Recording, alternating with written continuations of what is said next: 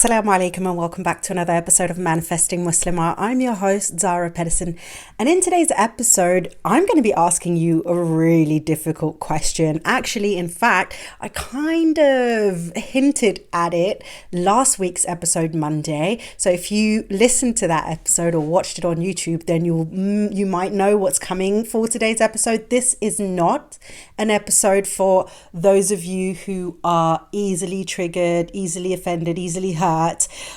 This is not for the snowflakes. This is definitely for those of you who are ready to do some deeper work, some the kind of work that is not necessarily the most pleasant, the most fun, that can bring out some insecurities, some uncomfortable things. So last week in Monday's episode, I talked about how to sort of surrender fully and whether or not you're fully surrendering your dua back to Allah subhanahu wa ta'ala. And in that episode, I also mentioned, surrendering back in being ready to release it, being ready for the thing to perhaps never come.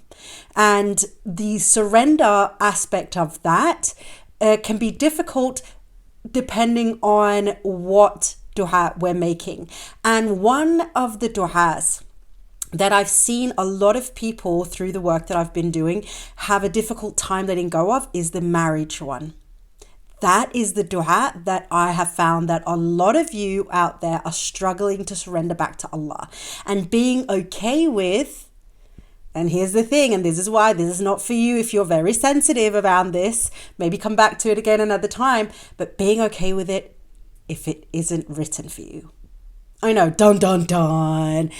I am speaking very threatening words to some of you right now, even though I don't actually mean for it to be threatening, but some of you are going to take it that way. Some of you are going to get very defensive by my even bringing this up to you.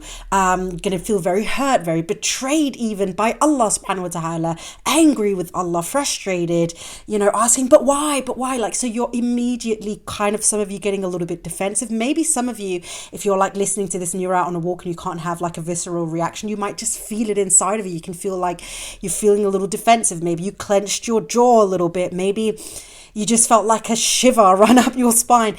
These are like very normal reactions to get to certain things that we have difficulties coming to terms with. And it's not just, like whether or not we're ready to surrender something in case it never shows up kind of thing. But just with anything that makes us feel quite uncomfortable, a thought that we don't like to think. So that's what we're going to talk about today. That was kind of a long intro, but I feel like I needed to say it that way because I know that some of you are not ready for this conversation. And for that reason, you may not like this episode very much, but it's not going to stop me from having this conversation with you because it is very important. Again, even if you stop it halfway through and you're like, yeah, I can't listen to this. I don't need this kind of negativity in my life. I get it. I get it. I've had this conversation in person with some of you, like one-on-one in the coaching or in the group memberships. So I've had these kinds of conversations before. I have seen the different reactions, and I wouldn't even blame you if you were like, I can't have this negativity in my life, and kind of like shut off this episode kind of halfway through, or even if you've already done it by now. So don't feel bad if that is your reaction. Come back to this episode when you're ready for it because it is very, very, very important. So in last week's episode, I spoke about the whole surrendering aspect and what it actually means and kind of being okay, coming to terms with potentially never having the thing that you're actually also making dua for, and how it can kind of feel like, is it called a dichotomy? I don't know if that's the right word. It could be, could also not be, could be something completely different. But like how it can feel quite contradictory to both come into a dua, fully wanting and expecting Allah to answer the dua for you, but also at the same time having so much trust and faith in Allah that you're also ready to let it go and say, but if it is not meant for me, then I'm fine with this, and I'll be happy and still serve you as a happy servant in this dunya and in the akhirah, inshallah. And that can feel very contradictory to a lot of people. And what we're actually doing there is practicing the element of tawakkul, something that a lot of people don't have if they don't have religion. And specifically Islam. Now, I can't speak to other religions because I don't know if they have the same thing that we do as tawakkul. So I can't speak to that. But certainly in Islam, we have tawakkul. And tawakkul is an element of surrender. There has to be that faith and trust where you can, let it be and let God do the rest with it. And that includes our du'as. So when we want something very, very, very badly, and this for some of you is marriage, right? Being with someone. And I know this for a fact, again, because I've spoken to a lot of you, privately and in the memberships and over messages. And I can see and sense and feel, and you're telling me also quite directly, like, I'm not happy unless I get married. Like, I will never be happy if I don't get married. And I'm quite frustrated with Allah that my partner hasn't arrived yet. How am I supposed to be happy in this dunya if this doesn't come to fruition for me? If I don't become a mother, if I don't have a partner, but I'm lonely, all of these things. And I hear you, and all of your feelings are completely and entirely valid. You have every right to feel the way that you feel about this. So this episode is not about shaming you for feeling those emotions or for thinking those ways in that way, like that you have these things come up for you. So your emotions are valid. Let's just start right there. You're entitled to feel the way that you feel, and it's valid feelings. A lot of us don't want to be alone. We are not necessarily lone islands in this world floating around. We are meant to be in a greater society together. We are, social creatures in a lot of ways. And even myself, who is a massive introvert, needs some type of human interaction. I, like many introverts, are quite happy getting it online, virtually. But a lot of people don't want that, so they need the physical interaction as well.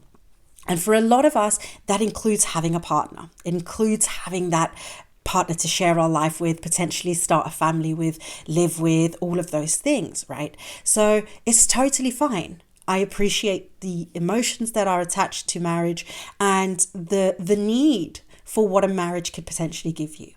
So now that I've established that, and I'm trying to hide my face by scratching my nose, because now we're going to get into some of the more uncomfortable aspects of this conversation.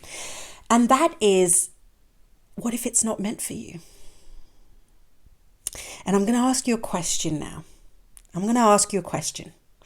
Because I know you're a good Muslim. I know this. And I know that you are actively trying to do better.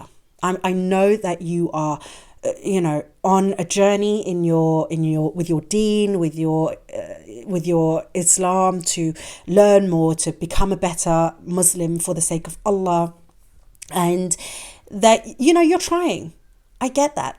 A lot of us are, right? And I know that a part of that also includes trusting Allah. So I know that you do. I know that you do trust Allah. And I'm not questioning this, because I think we all do. Otherwise, we wouldn't be Muslim to begin with. But sometimes the level of trust that we have can be strong in some areas and severely lack in other areas. And so we can trust Allah in the creator of this earth and, being the judge on Judgment Day and all of these things. And then at the same time, lack a little bit of trust when it comes to what is best for us, especially when we think we know what is best for us. So, again, I'm going to ask you this question. Given everything that I've just said, so we know that your trust is good, you trust Allah, but if, you really want marriage, but Allah says, I don't want it for you in this dunya, do you trust His decision there? That is a question that for a lot of people might be an immediate sort of yes.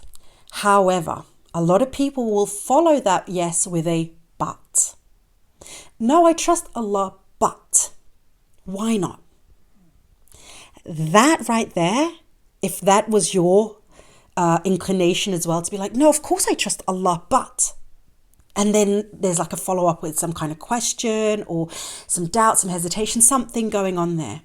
That right there signals that a little bit of trust is still lacking because you feel the need for an explanation for it. You want to, but why? But why not? Or, but what if, instead of just saying, yes, alhamdulillah. Oh, I know. I'm really, really stepping very close to your toes. I get that. And I know that a lot of you might feel kind of triggered again. As I said, this is not an episode for you if you're not quite ready for those changes potentially, or to sort of think about some of the things that can be quite difficult to change and to deal with and sit with. So I get it. I am dancing tango close to your bare feet and I'm wearing 6-inch heels. And you're getting a little worried now. And I haven't even held your hand through any of this. I've just been like, hold your own hand. So I get it. I'm being kind of rude. And that's okay too. Okay? Sorry, I keep scratching my face. I feel like there's like a little... It's having a cat. That's the thing. When you have a cat, I've been taken for granted that I have hypoallergenic dogs and they don't shed hairs. And now suddenly I have a cat. Actually, I've got 2 suddenly. But the other one is a street cat. He comes and goes when he wants to. And so I'm like, I got hairs everywhere. Sorry, I digress. So I'm dancing tango in 6-inch heels next to your bare feet and you're getting a little worried, and I don't blame you because these are uncomfortable questions, but they are necessary to ask because when we're making dua for something, regardless of what it is, there has to be an element of surrender. If this thing that I'm asking for is not good for me, then Ya Rab, please keep it away from me. How many of you are saying that about marriage? How many of you even dare say that about marriage? Because if you know one thing as clear as day as I know this thing, it is, if it is not good for me, then remove it. That is the one dua Allah answers so quickly. You don't say that unless you're ready for Allah to remove that thing, right? So we never say remove it from me or put it this or whatever, because Allah follows through with that one instantly. So sometimes we don't want to say that specific part of the dua when it's something that, we feel like, ooh, it's kind of close. Like, I'm not ready to give up on this thing, right? So I don't blame you. But how many of you are actually doing that when it comes to marriage? And I'm not talking about a specific person. I'm talking about marriage in general. And genuinely coming to your dua with this element of surrender and tawakkul, that, Ya Rab, I feel like it would be a really good thing for me to get married. And I really long for this marriage and this, that, and the other. But if you don't have it written for me, then I trust your decision. I trust that. I will continue to do what I need to do in this dunya if it so pleases you. And if it pleases you for you to see me being single for the rest of my life, then so be it. But I would still really like to get married, So do you see what I did there? So like there's like that element of surrender, but like you still acknowledge your desire and sort of like, but I really like that. I would really like that.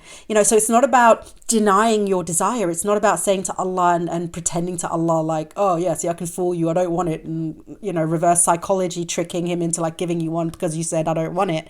That's not what this is about. It's about acknowledging your desire, but acknowledging that Allah's plan is greater than yours.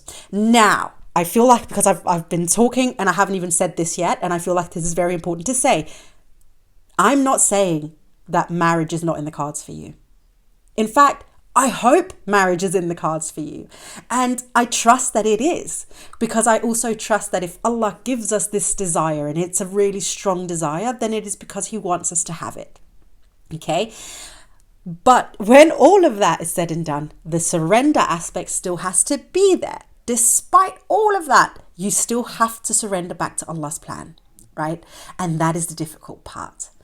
So I want to ask you again, with everything that you now know from everything that I've said in this episode, do you think that a part of you would feel like this is something you can work on? Is this something that you can sit with and be like, ooh, Why do I feel like it is so difficult for me to trust Allah on this? And is it something that I am able to release back to Him? Because I genuinely have no control over it, which is ultimately the truth, right? None of us can control this. We have to trust Allah's plan with everything. Because if it is not meant for us, there is nothing we can do to get it. Nothing. Even if we desire it 1,000 times over. If Allah's like, nope, not written for you, it's not going to come. It's as simple as that. However, we can do things that can help us get the things. And this is another aspect to the surrendering, which I would really like for everyone to understand. And this comes down to like energy work in a lot of ways. But, energy work not outside of like Islam and everything, because we're not believing in energy work in its own entity, right? As a thing that Allah has created, of course. When we surrender to something, we're also releasing this tight grip that we have on it. And when we do that, we're allowing for it just to kind of be in an organic state. And when we do that, it is easier for other people to approach it. So have you ever met someone who, like a guy who really wants to get married and they come across a little desperate? Maybe they've kind of come to you and maybe you've entertained it for a little bit, right? But you're not serious about this guy, but he's coming across kind of desperate. Like, why does he want to get married so badly with me? Like, what is it? Like, dude, chill. Now, that is an energy. He's not coming across to you saying, I'm desperate. His energy is reading that way.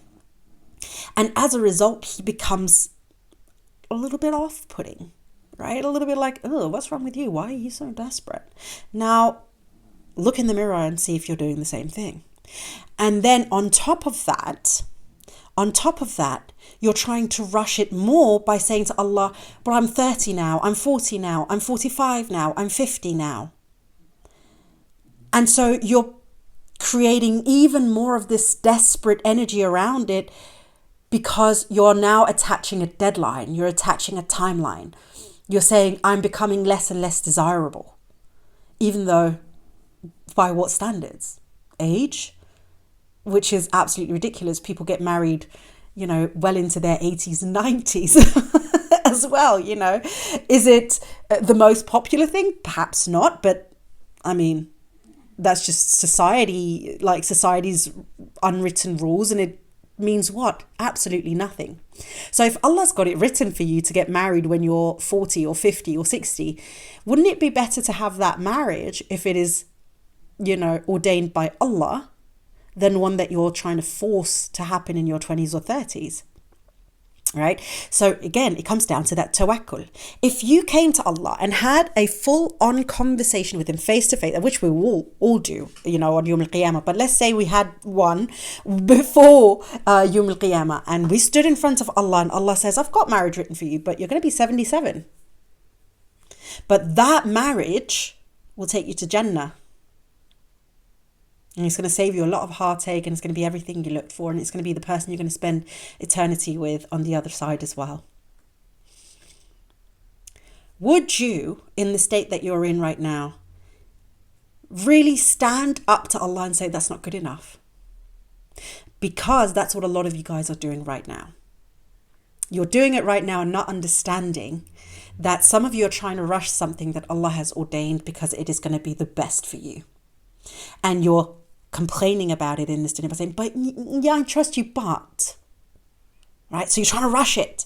But I want it in my 20s, I want it in my 30s, I want it in my 40s. Right? So you're rushing it.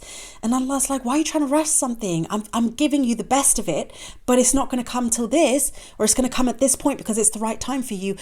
And a part of you, even if you're not saying it outright, and some of you are actually, because I've had these conversations with you, some of you might as well look Allah in the face and say, that's not good enough.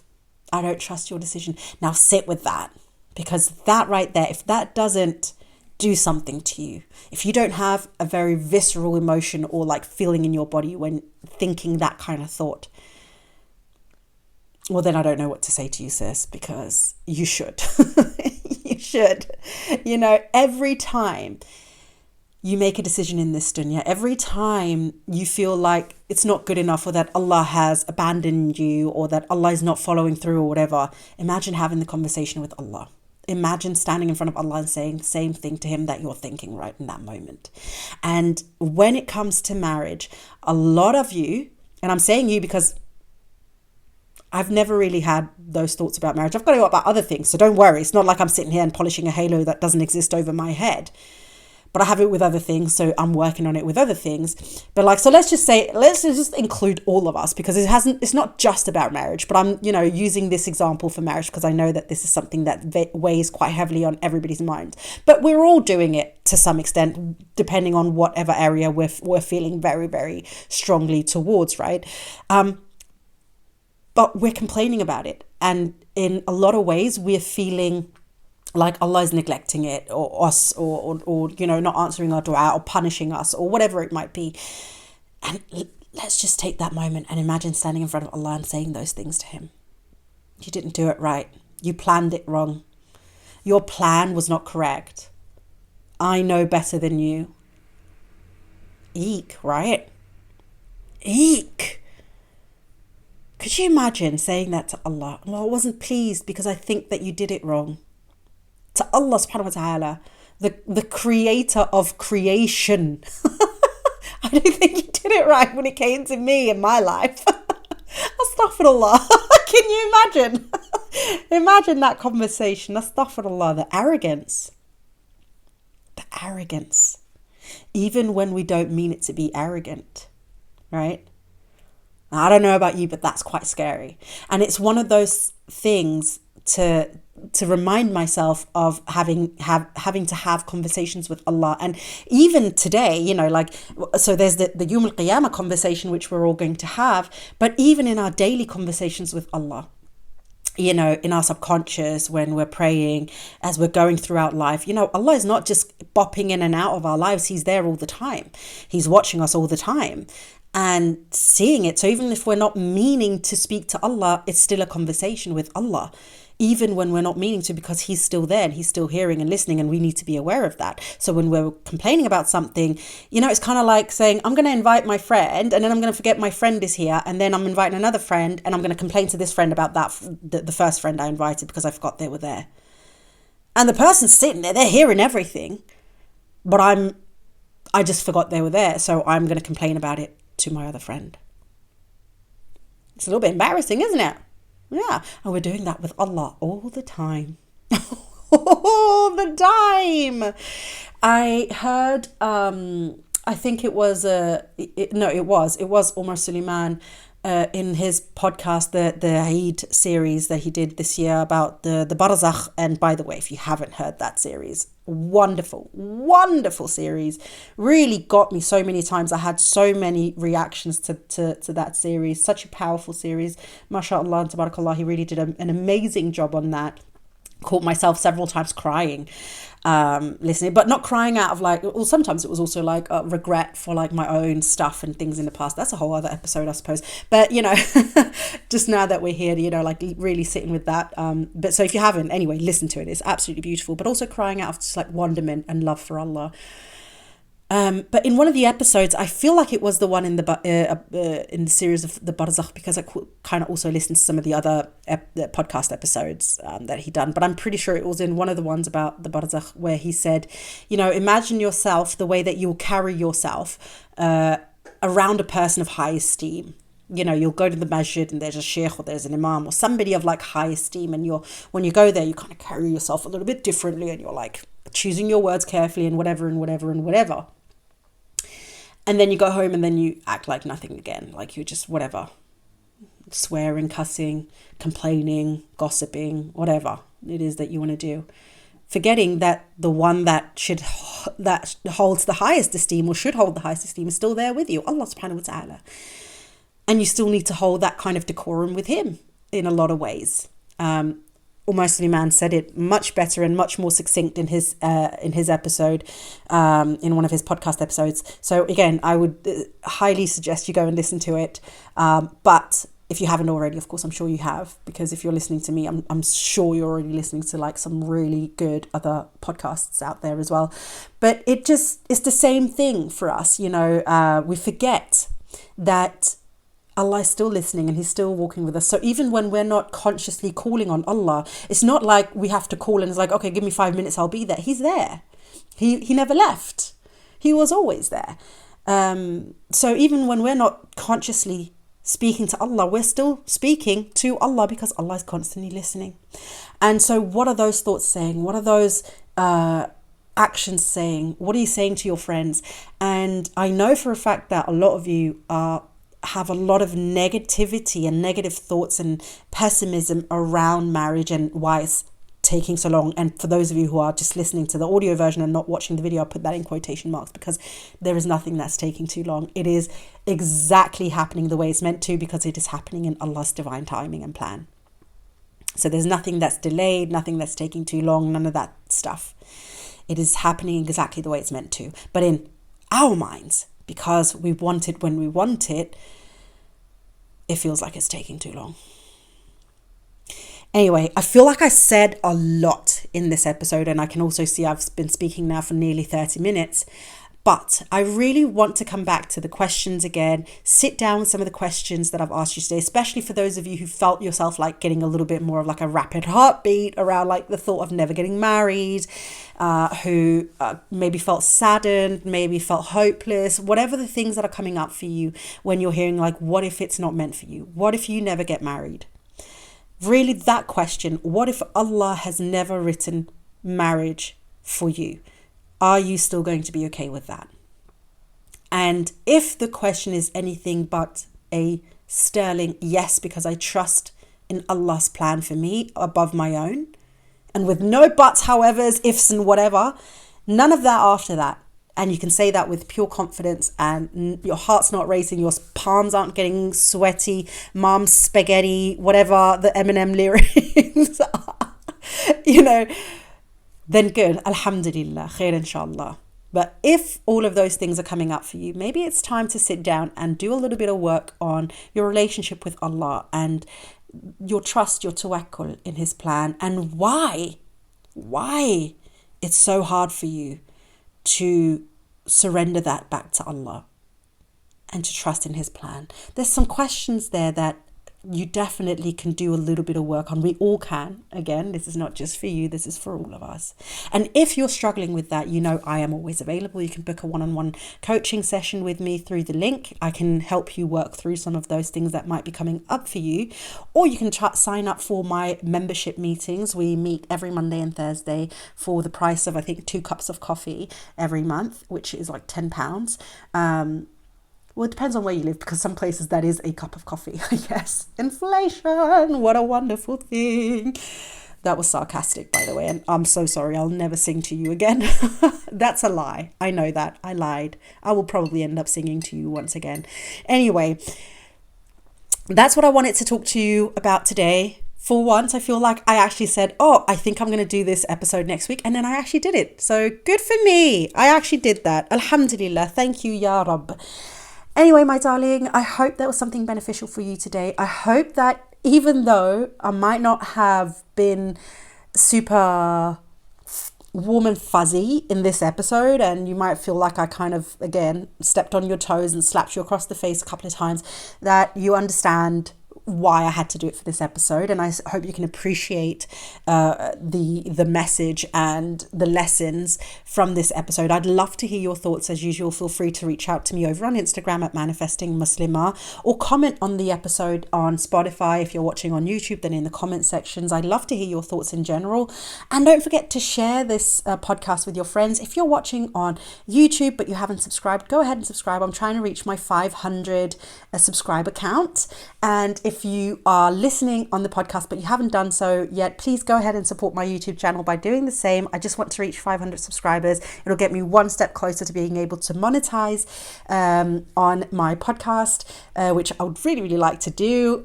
So if you haven't done that, please go ahead and do that. I really genuinely appreciate your support for this podcast, and I love doing it for you. So any kind of support that you can show me is greatly appreciated. My darling, I will see you in Thursday's episode, inshallah. But until then, my darling friend, please don't forget to live in love.